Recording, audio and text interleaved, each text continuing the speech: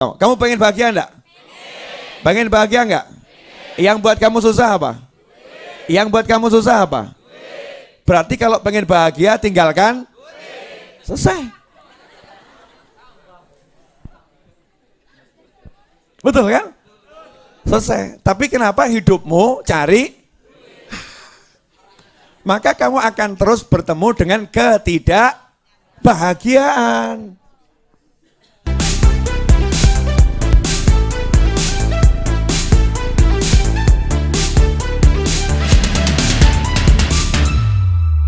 Saya mau nanya ya, tapi tolong dijawab sejujurnya. Ya, dijawab sejujurnya. Sebetulnya kamu, saya pakai kata kamu ya, biar head to head gitu ya. Kamu itu pengen bahagia atau pengen susah? Asik ini jawabannya. Kamu pengen bahagia atau susah?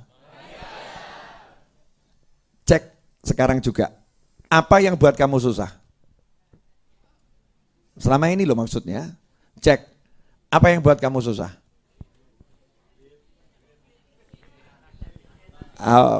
Mikir masa depan, betul ya?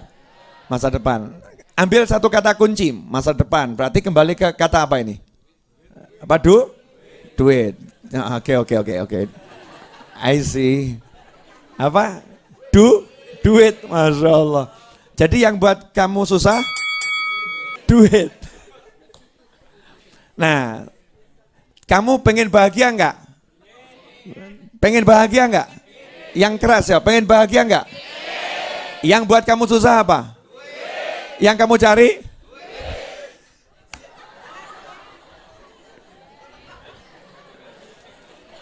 Ajib. Ulangi. Ini saya kumpul bersama manusia-manusia aneh. Aneh saudara-saudara pemirsa, mungkin ada salah satu di antaranya. Ulangi lagi ya. Yang buat kamu bahagia, buat kamu pengen bahagia enggak? Pengen bahagia enggak? Yang buat kamu susah apa? Yang buat kamu susah apa? Berarti kalau pengen bahagia tinggalkan, selesai.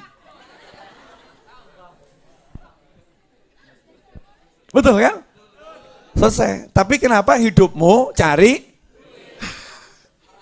Maka kamu akan terus bertemu dengan ketidakbahagiaan.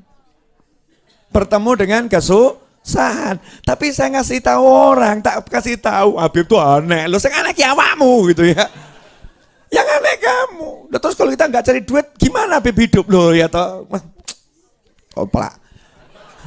Maaf ya. Kucing lebih pintar dari kamu. Kucing tuh nggak cari duit hidup, betul nggak? Kucing tuh nggak cari duit hidup, nggak ada dalam dunia kucing perdagangan jual beli pakai duit, nggak ada. Nyatanya kucing hidup bahagia saudara, kawin di jalanan, luar biasa. Jangan kamu tiru bab yang itu, nanti kamu seperti kucing. Loh betul nggak ini? Iya, burung tuh burung, cari duit enggak? Hah? Burung nggak punya handphone, ya.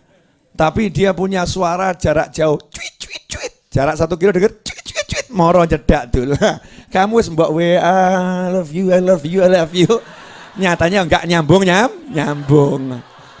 Sorry bro, Habib Novel mau dilawan.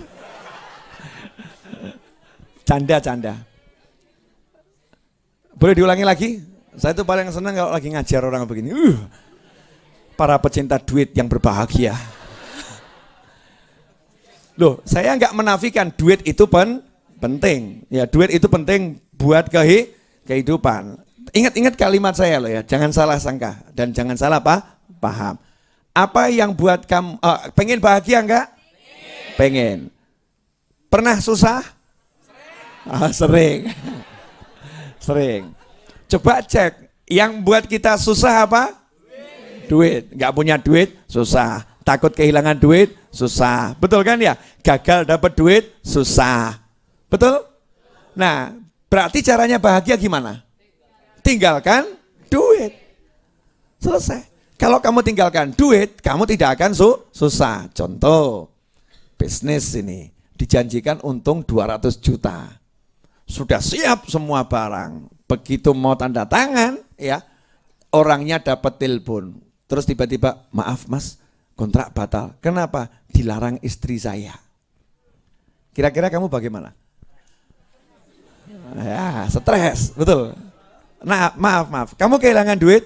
Enggak. Tapi gagal dapat duit. Berarti yang buat kamu stres siapa? Duit. Berarti kamu pandai atau bodoh?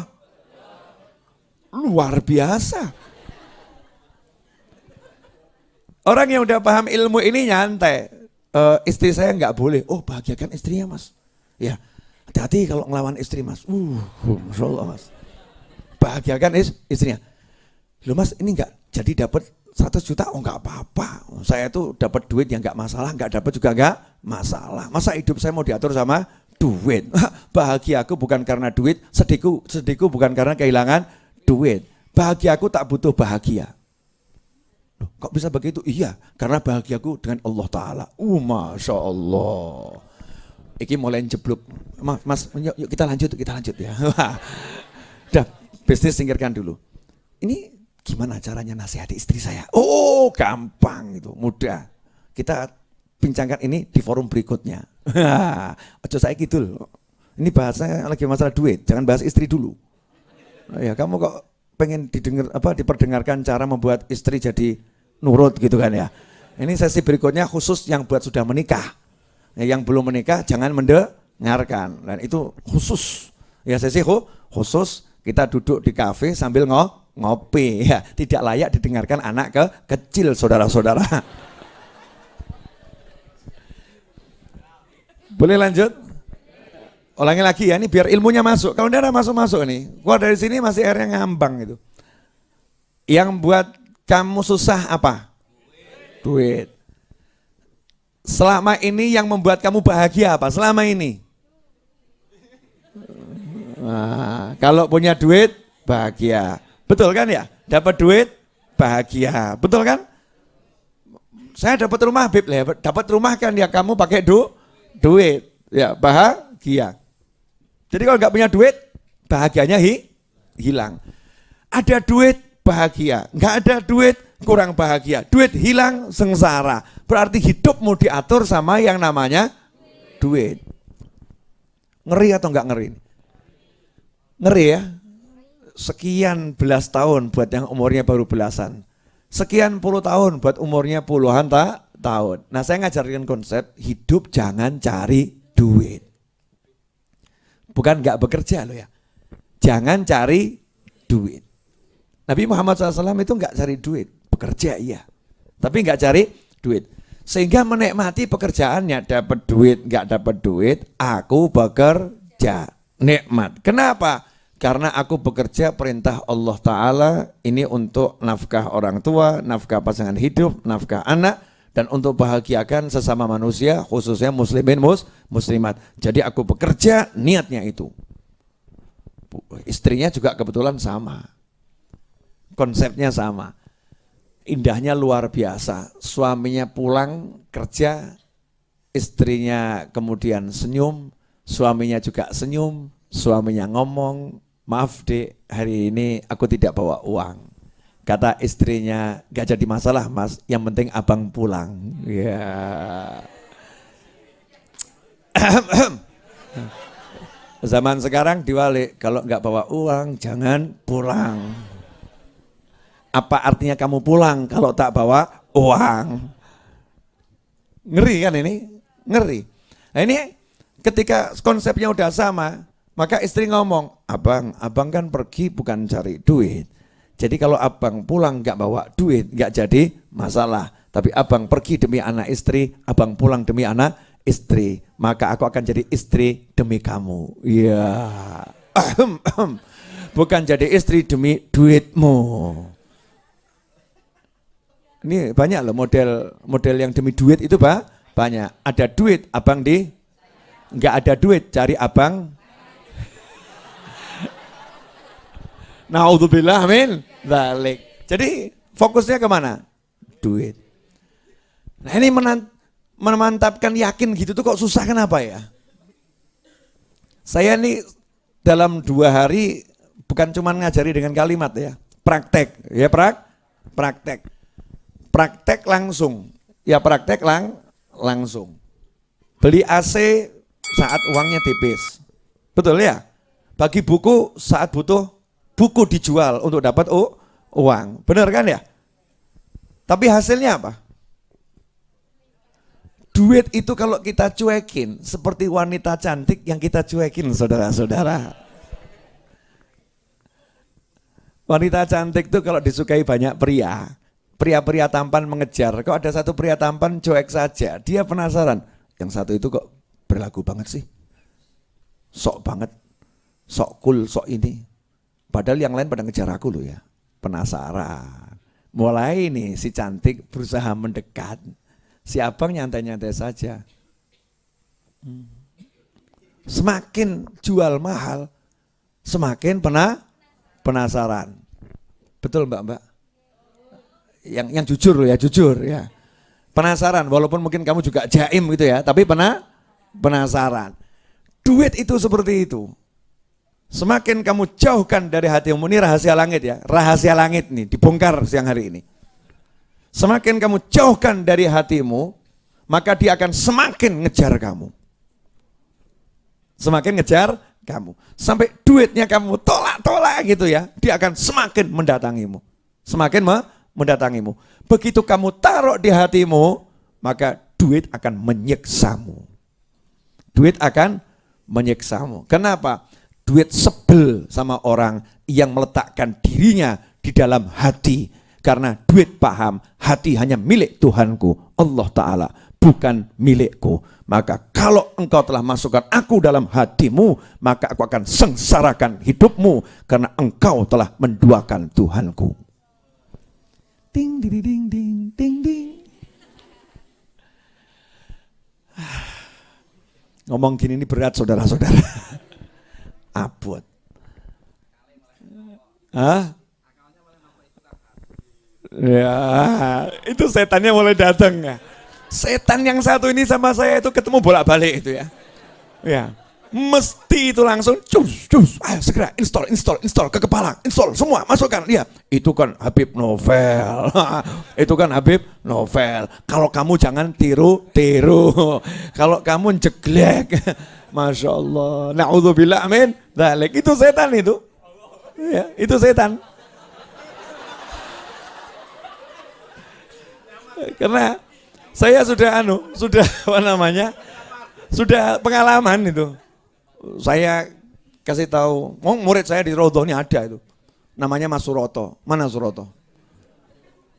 Sampai sekarang itu ngomong, itu kan Habib Novel, kamu jangan coba tiru-tiru. Kalau kamu gagal, kamu gelundung, kamu itu Habib Novel. Udah, kalau Habib saya percaya. Itulah bedanya Habib sama kita, Masya Allah. Sebetulnya itu udah kemasukan setan itu.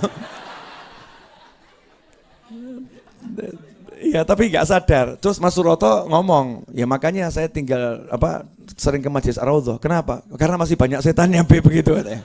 Biar setannya hilang gitu.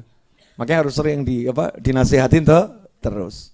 Ya itu kan murid saya sendiri, biasa. Kita bercanda itu biasa. Jadi begitu loh. Yang yakin gitu, yang yakin tidak ada makhluk Allah yang mau dijadikan sekutunya Allah. Gak ada. Karena makhluk Allah itu takut sama Allah. Yang berani kan manusia sama jin, nekat loh. Manusia sama jin, nekat. Baju ini kalau dipakai sama orang yang tidak sholat, bajunya melaknat tiap hari. Bajunya melaknat. Semoga Allah melaknat kamu, semoga Allah melaknat kamu. Kamu pakai aku tapi kamu tidak mau sholat, marah itu bajunya.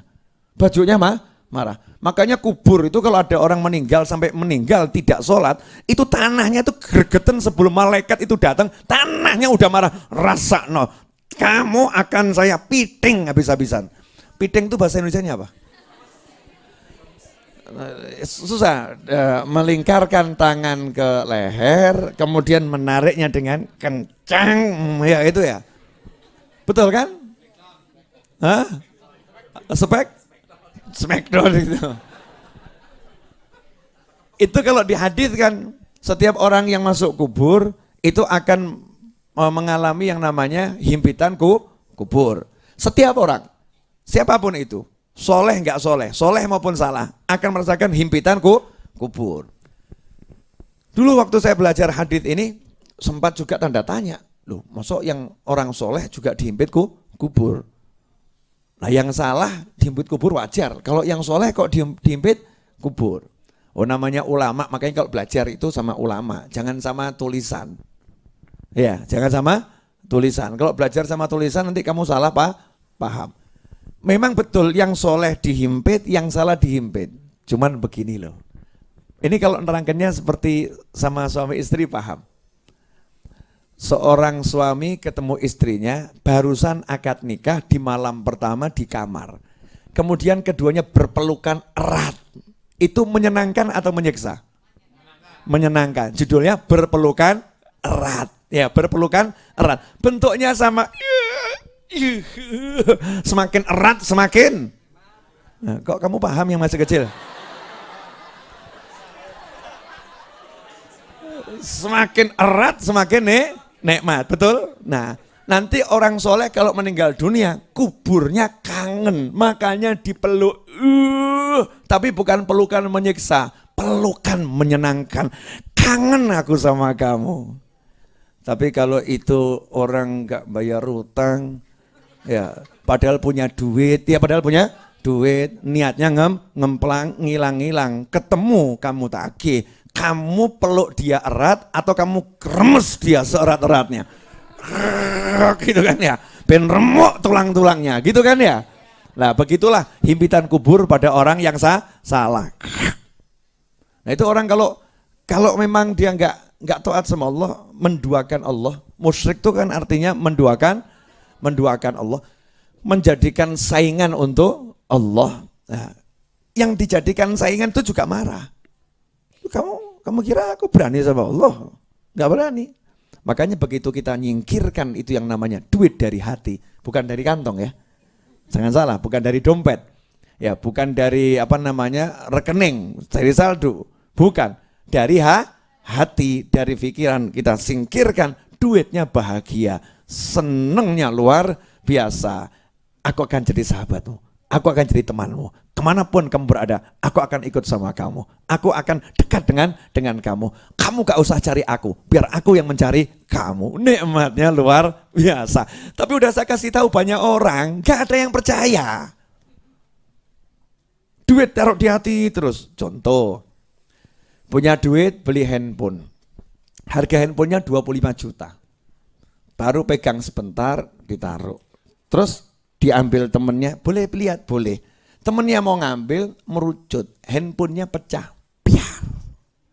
Saya mau nanya, wajah cerah atau berubah jadi muram? Ya, muram. Terus temennya kira-kira gimana? Panik, betul ya Pak? Panik. Mana yang lebih penting? Membiarkan handphone pecah dan tidak memecahkan hati temannya, atau handphonenya pecah, pecahkan sekalian hati temanmu? Yang mana? Yang lebih parah, handphonenya pecah, hatinya pecah, kemudian mau mecah hati orang lain. Dan ini tingkat yang saya sebutkan nomor 3 ini yang paling banyak dilakukan manusia. Handphonenya pecah, hatinya pecah, dia mau pecahkan hati orang lain. Even itu anaknya sendiri. Dasar anak, tahu dari mal, bapak beli ini susah. Ini bapak gajian 1 tahun nabung baru bisa beli ini. Kamu ceroboh, kamu pecahkan, kamu anak, gak becos anak, pecat. Masya Allah. Anaknya ngomong, aku kiket urung lahir, gara-gara awakmu. Betul kan ya? Kamu tuh dapatkan aku susah payah, tahu nggak? Susah payah dapatkan aku, kamu harus cari ibuku dulu, nikah sama ibuku. Kemudian kamu begitu-begitu sama ibuku. Dan itu belum jadi. Sekian tahun akhirnya jadi aku. Setelah jadi kamu kasih makan hanya karena handphone gak jelas. Kamu rusak hatiku. Dasar bapak gak jelas. Masya Allah. Aduh. Itu anak kalau boleh jawab ngomongnya seperti itu. Untung anaknya diem mendem jeru dulur. Ya mendem jeru. Paham enggak? Mbak mau enggak punya suami model tadi? Handphonenya pecah, hatinya pecah, terus kamu dipecahkan. Ya, kalau handphonenya pecah terus noleh ke kamu sambil berkata, jangan khawatir sayang, di toko masih banyak. Ya, ya. Tapi terus lanjutannya Kalau hatimu nggak banyak. Jadi biarkan hatimu tetap tersenyum kepadaku. Wah, Masya Allah. Maaf sayang, Mas minta maaf. Jangan kamu pikiri. Ya. Sekarang juga kita pergi ke toko handphone, nggak usah beli satu, beli langsung 5. Kenapa? Kalau pecah lagi kamu nggak pikiran. Wah, Masya Allah. Lanang tenan nih. Real man, betul kan ya? Itu bener-bener laki dan cari laki-laki yang bener itu susahnya luar biasa, apalagi yang bener-bener laki. Halo Mbak, indah ya, lo ngomongkan yang begitu aja menyenangkan kok. Jadi kalau memang tidak ada di hati itu asik. Saya pernah praktek, tapi jangan kamu tiru ya. Di Tulungagung saya ceramah itu audiensnya kurang lebih 100.000 orang. Acara hall Thorikoh Syadiliyah. 100.000 orang, benar-benar 100.000 orang itu. Ramenya luar biasa tapi tertibnya luar biasa. Terus saya ceramah, waktu itu ya masa-masa masih gaya, sekarang kan sudah masa itu lewat. Gak perlu gaya-gaya lagi. Karena umat digayain tetap gak paham kok. Saya pegang handphone, padahal itu handphone dulu harga 3 juta, itu buat saya sudah Masya Allah, mau belinya itu ya perjuangan luar biasa. Ini handphone, mereknya ini, harganya sekian, baru beli. Ya, jangan pernah taruh handphone dalam hatimu. Jangan taruh benda dalam hatimu. Taruh Allah dalam hatimu. Ya, ini kalau handphone jatuh, orang sekarang hatinya ikut jatuh. Handphonenya tergores, hatinya ikut tergores. Ini hanya handphone, bung, saya buang. Itu 100.000 orang teriak. Bukan handphonenya loh. Ikut teriak, ya kan? Karena tahu itu mereknya apa gitu kan ya. Terus saya gaya, tak diem kan gak tak cari. Gaya. Kalau handphone jatuh, biar jatuh. Yang penting hatiku tak jatuh. Jadi rodok mikir, pecah gak ya? Lawang itu lagi latihan kok, namanya latihan. Cuman sudah siap kalau pecah gak jadi masalah. Tapi masih mikir, pecah tidak. Kalau pecah gak jadi masalah gitu kan. Handphonenya pecah, yang penting hatimu nggak pecah. Handphonenya hilang, hatimu nggak hilang. Langsung saya pakai semua mata tertuju. Modal 3 juta membuat 100.000 orang terperangah. Wah, murah loh. Murah enggak itu? Murah. Mulai saya masukkan ilmunya. Bayangkan, kalau di hatimu ada handphone, di hatimu ada TV, di hatimu ada motor, di hatimu ada mobil, di hatimu ada rice cooker, di hatimu ada microwave, ya, di hatimu ada vas. Ini hatimu sebetulnya gudang apa hati? Makanya sempit, makanya jadinya enggak enak. Tapi kalau handphone kamu buang, kulkas kamu buang, ini kamu buang, hatimu jadinya lapang. Lah kalau hati lapang kan yo lega, nikmatnya luar biasa. Masuk manduk-manduk. Dan handphone tidak saya cari, gaya. Selesai ceramah saya turun langsung ke ruang untuk ustadz gitu kan. Duduk di situ, teman banser datang. Habib, ini handphonenya. Oh iya, lupa, gaya. Jadi ya tak pikiri gue, handphone pecah gak ya gitu kan ya. Dikasih, begitu tak lihat, utuh sudah. Alhamdulillah, utuh. Itu ngelemparnya di aspal dan keras. Dus, utuh. Kemudian saya ceramah di desa, audiensnya kurang lebih 300 orang, 400 orang. Praktek lagi. Wah. Cuman bedanya kalau yang pertama saya mantep. Bus. Yang kedua etok-etok. Jadi enggak dilempar bener. Justru tak jatuhkan pelan. Maksudnya biar jangan pecah. Akhirnya jatuhnya pada posisi yang benar-benar membuat dia pecah. Tak, piar. Tapi alhamdulillah hatiku tidak pecah. Yang hadir hatinya pada pecah. Nah, relawan Raudhah senyum bahagia. Kenapa? Layar pecah nggak mungkin dibenerin sama Habib Novel. Ya, pasti cari yang baru. Langsung saya bilang sama teman-teman, cukupan rezekimu. Alhamdulillah. Jadi teman-teman tuh nunggu kapan saya mecahin HP itu.